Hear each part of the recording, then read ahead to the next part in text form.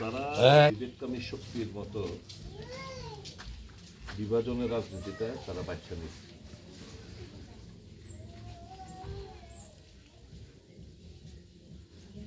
আমরা ভারতবর্ষের ইতিহাসটা বিকৃত করতে শিখি না, আমরা জানি ইতিহাস। এদেশের সংবিধান মোতাবেক আপনার আমার সমান ক্ষমতা, সমান অধিকার। কাজে আপনারা নিজেদেরকে, আমার সবচেয়ে প্রথমেই আপনাদের কাছে আবেদন থাকবো, আপনারা কেউই নিজেদেরকে দুর্বল ভাববেন।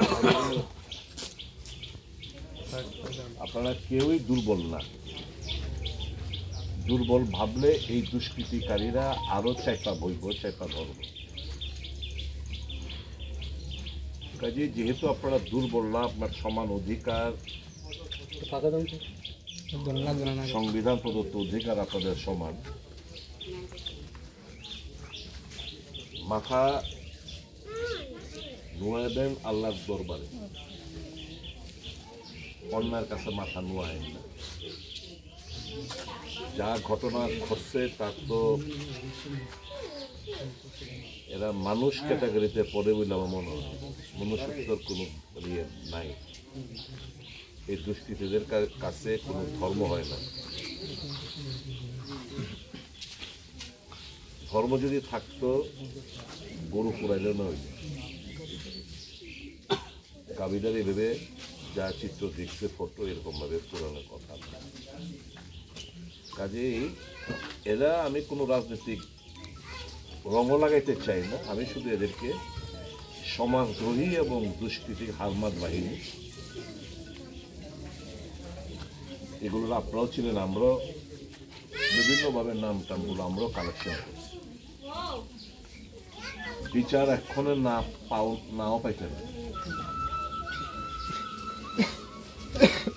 আলটিমেটলি বিচার পাবে।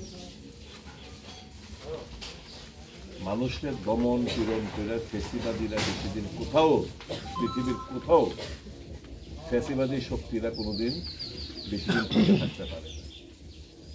কাজেই আপনারা ঘাবড়ায়েন না। আমরা যারা সুস্থ মস্তিষ্কের লোক, যারা যারা গণতন্ত্রের উপর আমাদের অগাধ আস্থা বিশ্বাস, সংবিধানের উপর আমাদের অগাধ আস্থা বিশ্বাস, আমরা আপনারা আশ্বস্ত করে যাইতেছি, এই ক্রিয়াকাণ্ডের বিচার আপনারা একদিন না একদিন পাইবেন। আমি অনুরোধ করুন, এজাহারের যা এজাহার হয়েছে সবগুলো কপি আপনারা দেখিয়ে আমরা তৈরি করুন প্রশাসনের উপর। আমরা জানলে খুশি হইবেন, আমাদের আগামী 23 তারিখ, এই মাসের 23 তারিখ, এই সমস্ত ঘটনা সারা রাজ্যে জুড়ে যে সমগ্রভাবে যে আইন শৃঙ্খলার চরম অবনতি, কোথাও দাঙ্গা লাগা, কোথাও হিন্দু মুসলমানের দাঙ্গা লাগানোর চক্রান্ত, কোথাও পাহাড়ি বাঙালিদের দাঙ্গা লাগানোর চক্রান্ত, মহিলাদের উপর ধর্ষণ, অত্যাচার, লুটপাট, চুরি, ছিনতাই, ডাকাতি, বাড়িঘরে হামলা, এই সমস্ত যে আইন শৃঙ্খলার চরম অবনতির প্রেক্ষিতে আমরা পুলিশ হেডকোয়ার্টার আমরা ঘেরাও কর্মসূচি আমাদের রাজনৈতিক আমাদের নেওয়া হয়েছে। আমার অনুরোধ থাকবো আপনাদের সকলের কাছে, সেই প্রোগ্রাম আপনারা যাবেন, আপনাদের ইস্যুটা আমরা নিয়ে লড়াই করব।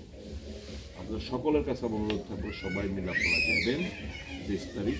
আমরা 11টার সময় আমরা ওই প্রেস ক্লাব, রবীন্দ্রভবনের লগে যে প্রেস ক্লাবের জগন্নাথবাড়ি যে রাস্তাটা, সেইখানে আমাদের জমায়েত। আপনাদেরকে আমি দলের সভাপতি আশিসবাবু ও কইতে কথাটা, আপনাদের সকলকে আমরা অনুরোধ করুন, আপনারা ওই প্রোগ্রামে অংশগ্রহণ করবেন, যাতে বেরা আমরা চাপ সৃষ্টি করতে পারি, যাতে বেরা এই মদতি পদ্ধতি না ধরে আসল যারা এজাহারের নেম যারা আসামিরা আছে তাদেরকে যেন অবিলম্বে গ্রেপ্তার করে বিচার ব্যবস্থাপনার আওতার মধ্যে তারা আসে।